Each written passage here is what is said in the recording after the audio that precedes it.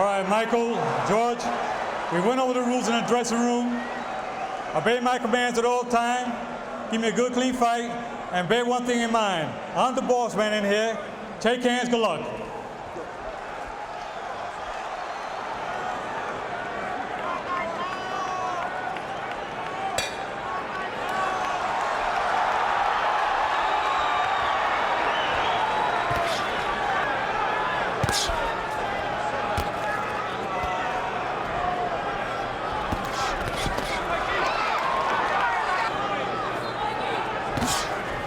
Combination by Moore to start the action. Moore coming forward and actually has Foreman going back. We expected to see George try to start faster than he did in his fight against Tommy Morrison and perhaps go a little bit more for broke in this bout. Foreman very calm, one of the most relaxed fighters you will ever see in boxing. I gotta tell you though, Rich, it looks like he's put on 10, 15 pounds since the weigh-in. You know, remember, they weighed in 2 days early for this fight. They weighed in on Thursday afternoon. It's been more than 48 hours since the weigh-in. Maybe George figured he was going to get in great shape right up until the weigh-in. Now we will see as Moore is trying to stay close. He's not using a lot of lateral movement here. He's staying within punching range of Foreman. And it would be interesting to see if Foreman tries to use the push-it-off technique that he's been successful with in the past. Well, at the moment, Foreman is not fighting cross-armed like he normally does. He's fighting from, I wouldn't even call it a peekaboo stance. It's just a traditional boxing stance. He doesn't have his arms crossed. Moore is establishing the jab, and as you said, fighting on the inside, looking just to double up on that jab and then come in with that great left of his. This is perhaps the first surprise that Foreman has not come out real fast here in round number 1. And Moore right in front of him, where hardly anybody expected him to be. Well, surprisingly enough, too, Moore only has a 1-inch reach deficiency in this.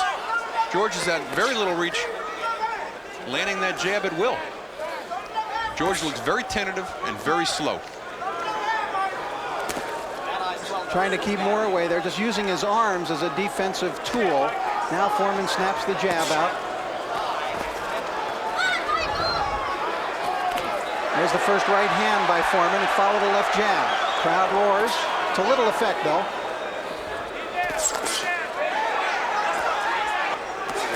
And always one. Those knockdowns coming from Everett Martin, Bert Cooper, and of course the last time against Evander Holyfield for a knockdown that judged tonight. Jerry Roth, who judged that fight, only got to see that round as a 10-10 round in spite of the fact that Moore was on the floor. There's again the left-right combination by Foreman, but that right hand going in fairly slowly, and he still reaches Moore. George's punch is very slow so far.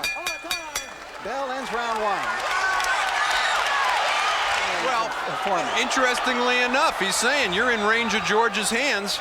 Don't be in so close. He got caught with that one right hand lead that Foreman threw. The only punch of really effectiveness that Foreman was able to land with in the first round. And showing some motion now. Obey the commands of Teddy Atlas, whom he has a lot of belief in and a lot of respect for. He went through trainers before. He was trained by Emmanuel Stewart for a long time, left Stewart, now Foreman with a right hand, was trained briefly by the Duva-George Benton combination, and a left jab by Foreman now. Went through some real changes during that period of time. George starting to find the range now. Foreman not expending a lot of energy. And in the second coming of George, he hasn't been notoriously fast in the first rounds. If you remember the first round even of the Jerry Cooney fight. Right, he was hurt in that fight. In fact, he wobbled near the end of that first round, but came back to finish off Cooney in the second round. Remember, George has only been knocked out once in his entire career. A fellow by the name of Ali. Foreman turned pro back in 1969. Michael Moore was 1.5 years old on the night that George Foreman turned professional. Now Moore coming on, getting his jab home and following it up with a left cross. Moore working the jab, fighting carefully, moving a little bit, sliding some. There's that jab again from Moore. See, George is eating a lot of jabs, though, Rich, and he's going to get puffed up. He's got that habit now where that face gets puffy like it did in the Alex Stewart fight, did in the Tommy Morrison fight. And he was lucky they were looking to stop the Stewart fight. Angelo saved that fight for him. I'm convinced of that. He pushed the referee away and said, go look at the other guy. Moore fighting very effectively now, utilizing the jab. There it is again, doubling up on it.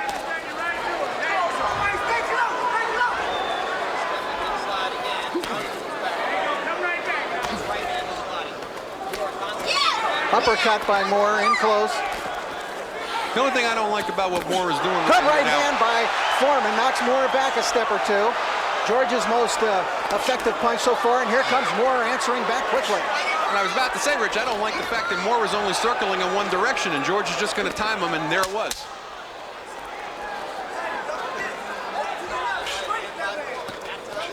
Final seconds of round 2. Pretty good action round from these two heavyweights. German world champions right now, the other being Henry Maska. And George seemed to start to find the range in the second round. And I've mentioned, the only thing I don't like about what Moore is doing, his jab is very effective and is going to work George's eye, but he keeps circling in only one direction. Both fighters had their moments in that second round. Who'd you give that second round to? I still thought Moore won the round, but I thought George was coming on quite well and landed some good shots. It was a close round to call, though. Foreman walking forward. Teddy Atlas has talked a lot to Moore and a lot of psychology before this fight about what Foreman was going to try to do to him, how he was going to try to con him, how he's going to try to get him to submit and break his will. Two good jabs by Foreman, but the follow-up right was not there. Landed a good right-hand lead on Moore then. Nor the traditional push-off. He didn't move in on that second jab either, which is why he missed with the right. If you're going to double, good right hand by Moore. If you're going to double up on the jab, you got to move in on the second one if you're going to land with the right. Moore picking up some momentum now, avoiding the punches of Foreman and coming forward and landing. And there he landed a good right hand to the belly. Good round so far here in the third for Michael Moore. I've got to think at this point that Foreman's got Moore outweighed by probably 28 pounds at the weigh-in. I would say it's closer to 40 pounds right now.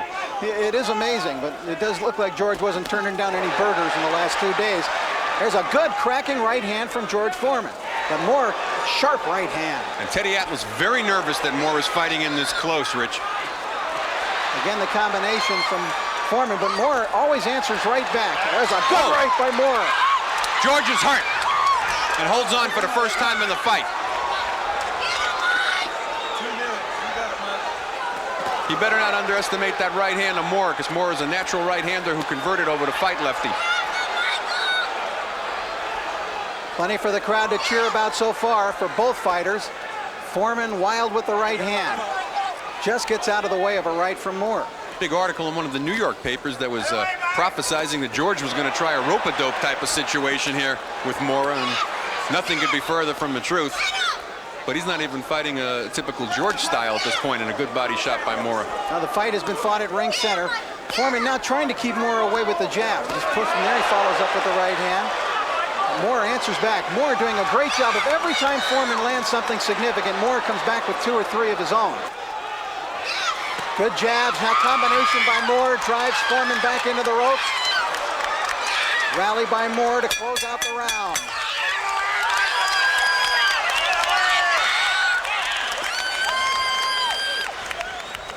Well, we take a look at the replay here, and it's George landing the one right that he landed throughout the fight. Excuse me, throughout the round. Moore with his straight right. Interestingly enough, Teddy Atlas said, and not to toot my own horn, but he said, I want you moving in the other direction. He says, you're moving too much to your right. That was a pretty big third round, though, for Michael Moore. And Teddy Atlas not really having to do any coaxing to get Michael Moore to fight in this fight the way that he did against Holyfield. He's telling him, pick up the pace. You don't have to go slow because George is going slow. And he said to him point blank, he wouldn't even last as a sparring partner in camp. Moore, though, continues only to move. Foreman still trying to get that jab to work. Not easy to jab a left-hander. He's got that glove right out in front of you.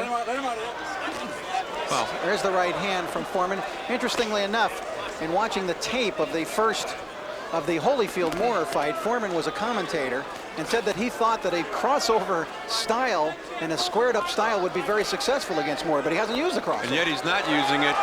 He's not throwing enough right-hand leads. And I don't think he's had enough experience. He's only fought one left-hander in his entire career, as we mentioned before, Bobby Crabtree back in '87. A fighter by the name of Matthew Brooks was really a blown-up light heavyweight. Left hook to the body by George has nothing, Rich. No timing, very slow, very sluggish.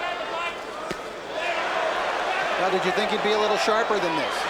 But he hasn't fought for 17 months, but he comes there with a combination. I expected a little bit more possibly in the early rounds. I expected a little bit more aggression from George. I expected the cross-arm style and I expected him to be moving forward. Trying to come up the middle with that right uppercut. That's the punch that Angelo Dundee said would be successful with Moore. He felt that coming up the middle with uppercuts, and Foreman does come up the middle well, would be successful in this fight. Well, Michael's certainly in close enough for George to try to attempt to throw that. He doesn't want to throw it from the outside. We saw what happened to Buster Douglas when he did that against Evander Holyfield. He's in tight enough. Moore has given him the target. Moore is there for him.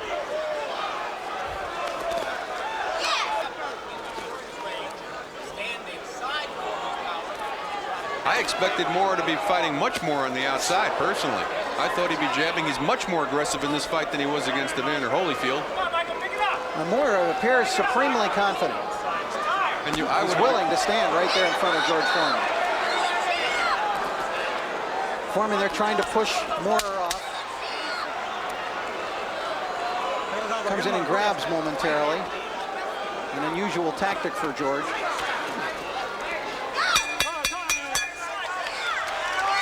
A nod of respect by Moore to Foreman at the end of the round. Round number 5. Look at the snarl on George's face. It's sort of like, okay, I don't know if that's, whoa! Nice jab by Moore. Almost leaped in with it, but he really snapped it. Another good jab by Michael Moore. Really putting that jab to work. Foreman's going to have to answer with something because Moore is actually walking through the punches of George Foreman. Or the lack of them. Moore's punches are landing cleanly. He's got to be... Good body shot from Foreman. But he's probably out punching George at this point 10-1, and he's landing an enormous amount of his shots.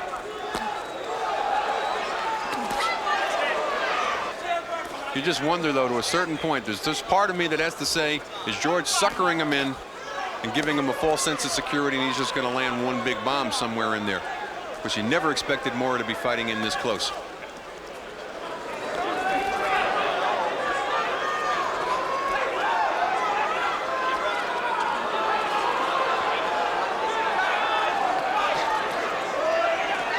Foreman looked rusty with that exchange.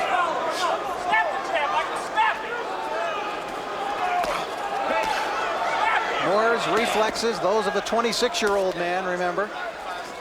No matter what the weights, the records, and personalities, well, any numbers do not measure reflexes. Probably the biggest unknown factor is what this 18-month layoff was going to do.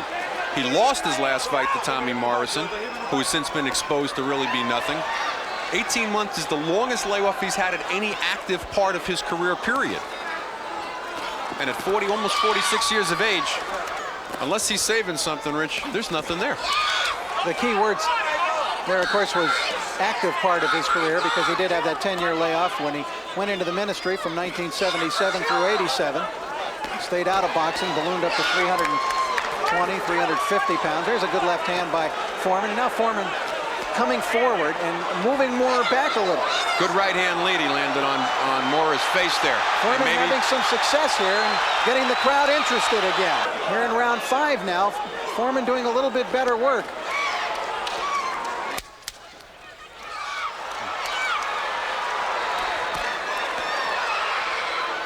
Now Moore coming back at the end of the round, landing a stiff jab as the round comes to an end.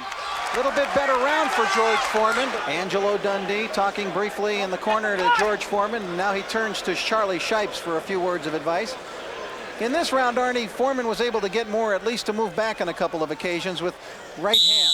Well, every once in a while the jab would come to alive, and then he would be able to also land it a couple of times with the right hand lead, which is the punch that he needs to throw. He's ignoring just the basics on how you fight a left-handed fighter. He just thought he was going to outmuscle this young kid. Michael started throwing his own left-hand leads of his own that were landing very well on George. Many of us felt that Moore would try to emulate to some degree what Tommy Morrison did, which was to use some lateral movement, box, move around the ring, but that has not been the case tonight. I would have guaranteed it. Moore right in front of Foreman, snaking him with the jab.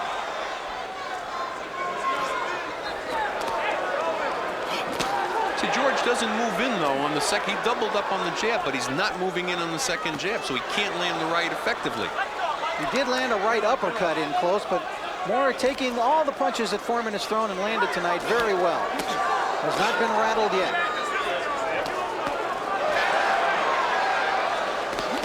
There's a good right hand from George Foreman. But again, Moore answers right back.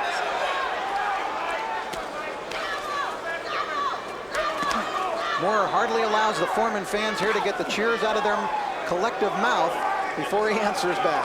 Yeah, I mean, very partisan Foreman crowd, but a lot of respect at this point coming over to Mora. Good jab again from Moore. And again, boy, that's nice work with that right hand from Moore. Foreman still dangerous. Two lands a right hand. George ran into an uppercut, though, on the way in and trying to follow up. Mora took two really good right-hand leads from Foreman and came back and was able to fire on his own. George trying to follow up. But Moore very dangerous in front of him.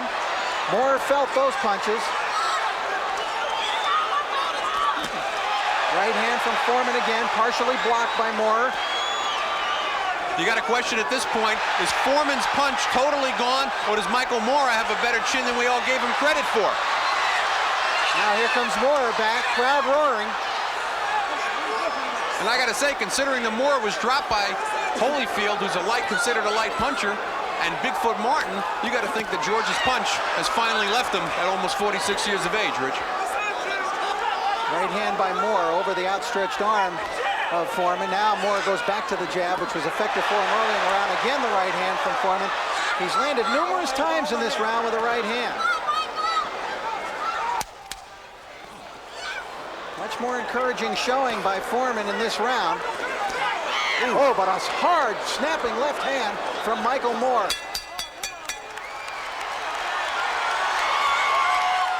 Absolutely. And what we didn't pick up on our scene, but I heard through the side, was that Teddy's telling him, got to do more once you get inside. Don't let George get off, and give him two different motions. Don't keep walking in the same direction. So it'll be interesting to see whether he does what Teddy told him, or Michael's going to continue on in close. Now Moore again with that stiff jab, and battle of the chants from the two camps here. We hear a George chant now being drowned out by a Michael chant. See, George trying to pick off that jab and catch it with his left hand and follow with the right, instead of just coming up with his own right hand lead. And Moore is going right around his hand. See, that's why, and it's not doing anything for him. There again, beaten to the punch by Michael Moore. Good right to the belly by George Foreman.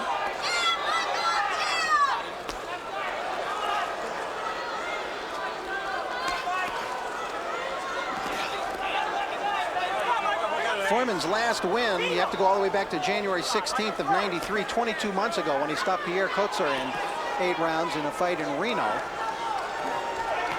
There's a nice combination from Foreman. And that was coming off a fight that many people thought he had lost Alex Stewart just prior to that. Foreman missing. Started to use the old pushing strategy. Even leaning on him would be something at this point. And consequently, referee Joe Cortez has had very little to do in this fight. Takes a big, deep breath right there at ring center.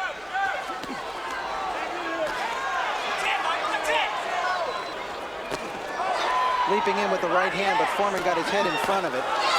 And he's able to leap in and leap out before George can react. George has absolutely no ability right now to react to Mora when Mora comes on the inside. And now you see the left eye of Foreman beginning to get pretty puffy underneath. He's eaten a lot of jabs on that side of the face. Dancing a little, showing some lateral movement. Foreman chasing him. Michael Moore in command as the 7th round. Would be probably even a better description. Well, Foreman has landed. And again, Mora not known at heavyweight necessarily for his chin, being dropped by the likes of Bigfoot Martin, Bert Cooper, Evander Holyfield.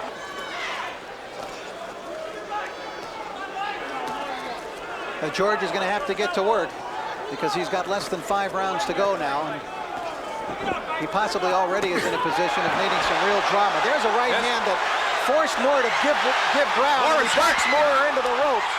Now wait to see if Moore here answers back. Good right uppercut from Foreman. Now Moore slaps his gloves together, and we've got some combat going on now. Not what I would want Moore to be doing if I was Teddy Atlas right now. You took his shot, get out of there. Don't start trading with George Foreman in close while you're hurt. George is one of the great finishers. Saw Moore give ground, and he backed into the ropes, and then Foreman was able to also come up with an uppercut. Whoa! Foreman waddled across the ring. Looked like he tripped a little, though. I don't think he's hurt.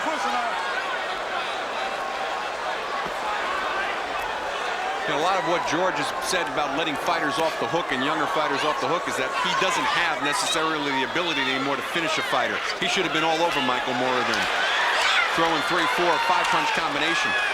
George Foreman, in his prime, perhaps possessor of the most terrifying punch in heavyweight history. Lifted Joe Frazier off the ground. Good combination from Moore. Remember the 7th round of the Holyfield fight when Foreman was hurt badly at the end of that round. He had enjoyed a big opening portion of the round. So this perhaps might go according to that script, although Moore has not yet hurt Foreman badly in this round.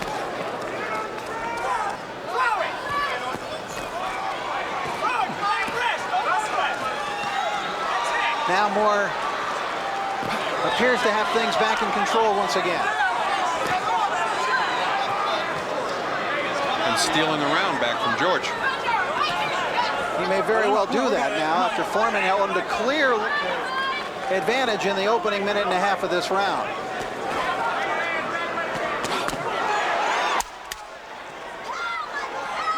George has got to let that right go. He's there. Moore is there for him to throw to right.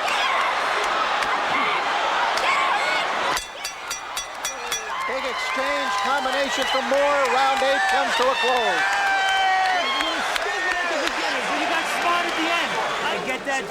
All right, Arnie, let's take a look at some of the work in that round. Look at that uppercut from Michael Moore. Moore is getting inside. George has no reaction time whatsoever. He's taking some good shots from Michael Moore. Teddy Atlas, though, begging Moore, move to your right. Stay away from George's right hand, and the only way you can do that is by moving to your right. He doesn't want to get lulled in. He drove Moore back into the ropes, landed 2 or 3 right hands in succession. And Teddy's telling him stay on the outside. I don't think he cares at this point, at least not for round number 9 in particular, whether he's going to knock out George or not. Building up a nice lead here. And so far he's listening to Teddy. Good right hand by Moore and follows it up with an uppercut. Michael Moore, obviously, through the years as he's come up to the heavyweight, has continued to develop as a fighter. On a skill level, you got to say he improved 200%. He didn't have a devastating jab as a light heavyweight. He was just able to go out there and take guys out with brute power. And when he was in with good skilled boxers, the Leslie Stewarts of the world, even Frankie Swindell, gave him a hard time as a light heavyweight. But he was able to get by with the punching power.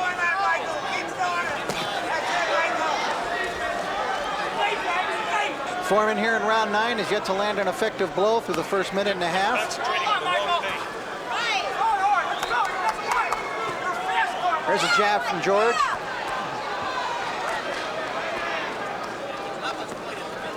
Now he's got a little bit of what, if you would have tried to choreograph the fight in advance, this is a little bit more of what you expected. He's got George chasing him. He's moving to his right. He's using the jab. He's not going in and trading with George as he had done in the earlier rounds, Richard. Foreman almost squared right up to him. You know, in addition to all the skills that we just talked about him developing, obviously his confidence has been built to the point where he's supremely confident when he enters a ring. Well, at this point, he beat Evander Holyfield at heavyweight. He's gotten up off the floor from heavyweight punches. He's got greatly developed boxing skills, and I don't think we can measure at this point how much Teddy Atlas has had an effect on Michael Moore also as a fighter, on the confidence level, and taking him out from this dark, brooding figure to make him feel good about himself. probably has a lower profile than any heavyweight champion that I can recall. Right hand to the body by Foreman as the round comes to an end, but Foreman didn't do much in that round, and he may not have much left in the tank. More than a knockdown to put him back in this fight, at least on my unofficial scorecard. Well, so you might be able to make a argument for George for one round there, or two perhaps, but where they were fairly close, but obviously he is well behind, and he's got to pick it up. Angelo Dundee, of course, was in a similar situation with Muhammad Ali against Larry Holmes, a guy well past his prime, taking on a champion in his prime, and driving the odds down, much the way that the odds were driven down in this fight when they saw Foreman look in reasonable shape. And now George, following the advice of Angelo Dundee, has come out here strong in round number 10. Looking to land that right. There's a left hook that he finally landed tonight. You know, that's a tremendous punch for George when he can land it, but it hasn't been there for him. Very tough punch, though, to land against the southpaw, Rich. And that takes a big part of George's arsenal away, which is, but at his age, did he really take the time, though, to work on something else that would work against the southpaw as some other challenger might do? He just figured it's another fighter, left-handed, right-handed, this is the way I fight. And like you said, there's the left hook from Foreman. That one rattled Moore a little bit. And another punch from Foreman and another left hook. And Moore's leg actually slipped out from underneath him. So again, I think Moore has felt the power of Foreman, what power is left even in round 10 of a fight in which he is desperately behind. And well, Teddy Atlas concerned in the corner. Well, another reason that the left hook is landing is Teddy said to Michael, move all the time to your right now and stay away from the right hand. So George had to adapt, and there he goes. He's walking into the left hook. George Foreman enjoying his best round of the fight here in round 10. There's a right hand. Down goes Moore. He's flat on his back. He may not get up. Not maybe. He's not moving. Moore could be about to lose the heavyweight title. I don't believe this. Joe Cortez pulls off the count. It's over. It is over. Holy and George Foreman has pulled off the miracle that no one thought possible. George Foreman is still down. Mora cannot get up. He's still down. He doesn't know where he is. He's bleeding from the nose. He walked into a picture-perfect left-right combination. And unbelievable, a stunning finish. Listen to it, this crowd of a heavyweight championship fight that has left this MGM Grand crowd of nearly 15,000 in total disbelief. George Foreman was picking up steam from the moment that 10th round began, Arnie, and he never let up. This is one of the most stunning, incredible finishes in heavyweight history. Goodbye, Jersey Joe. Walcott's record as the oldest heavyweight champion. He's almost 46 years of age. And George Foreman, unbelievably, miraculously, is once again the heavyweight champion of the world. Now let's take a look at the replay. Watch for the beautiful left hook, right hand combination. He walked right into the left hook, followed by the right. Teddy Atlas kept saying to him, move only to your right. George adapted by Mora only moving to his right, which now finally allowed George to start landing the left hook, which we didn't see for the first 8 rounds. Mora out cold. You asked several times during the fight if Foreman's punch deserted him. It turned out not to be the case. There's that right hand going in on Moore. Down goes Moore. And Arnie, I think we could all tell that as soon as he hit the canvas, he was done. It was over. The impossible dream has happened. Heavyweight history has happened. Referee Joe Cortez reaches the count of 10. At 2 minutes, 3 seconds of round number 10, the winner, and once again, heavyweight champion of the world, Big George